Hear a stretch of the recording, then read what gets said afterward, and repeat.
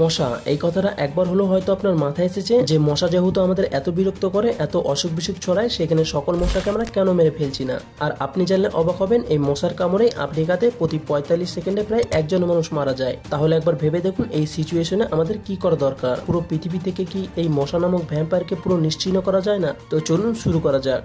আমরা সবাই চাই যে সকল কীটপতঙ্গরা তারা তাদের বংশ বিস্তার করে আমাদের পৃথিবীর ভারসাম্য বজায় রাখুক, কিন্তু এটা আমরা কখনোই চাই না যে মশা নামক এই বিষাক্ত প্রাণী তারা তাদের পরিধি বিস্তার করে আমাদেরকে আরো মৃত্যুর দিকে ঠেলে দিক। কারণ এটা আমরা সবাই জানি যে মশা আমাদের কতটা ক্ষতি করে। এরা আমাদের রক্তপান করে, এদের মাধ্যমে ছড়ানো রোগের কারণেই হয়তো পুরো পৃথিবীতে একদিনে প্রায় 6 লক্ষ মানুষ মারা যায়। আর তাই তো আমরা সকলেই মনে করি যে এই বিষাক্ত ভ্যাম্পায়ার হিসেবে এই মশাকে হয়তো আমাদের মেরে ফেলাই উচিত। তবে তাই বলি কি আমাদের পৃথিবীর সকল মশাকে মেরে ফেলতে হবে? না, কারণ আমাদের জেনে রাখা উচিত যে সব প্রজাতির মশাই কিন্তু খারাপ নয়। যেমন কিউসিলেডে পর্বে এই উড়ন্ত পতঙ্গটির প্রায় 3500 প্রজাতি রয়েছে, যা এদের মধ্যে স্ত্রী মশা নোংরা নদী নালার জলে ডিম পাড়ে আর সেখানে ডিমগুলি লার্ভাতে পরিণত হয়। আর সেই লার্ভাগুলোই বিভিন্ন জীবাণু বা অন্যান্য ছোট প্রাণী খেয়ে প্রাপ্তবয়স্ক মশাদের পরিণত হয়। আর এই প্রাপ্তবয়স্ক বেশিরভাগ মশাগুলি ভেজিটেরিয়ান হয়, অর্থাৎ এই মশাগুলি শুধুমাত্র ফুলের পরাগরেণু, গাছের আঠা এবং ফলের রসের মতো প্রাকৃতিক উপাদান খেয়ে বেঁচে থাকে। আর তাই তো এই প্রজাতির মশাগুলিকে আমাদের হত্যা করার কোনো প্রয়োজন পড়ে না, কারণ এরা মানুষের কোনো ক্ষতি করে না।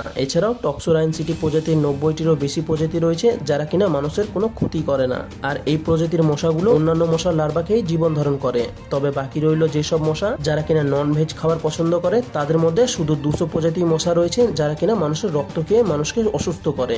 আর বাকি প্রজাতির মশাগুলো ছোটখাটো পাখি বা টিকটিকির মতো ছোট প্রাণীর রক্ত খেয়ে বেঁচে থাকে।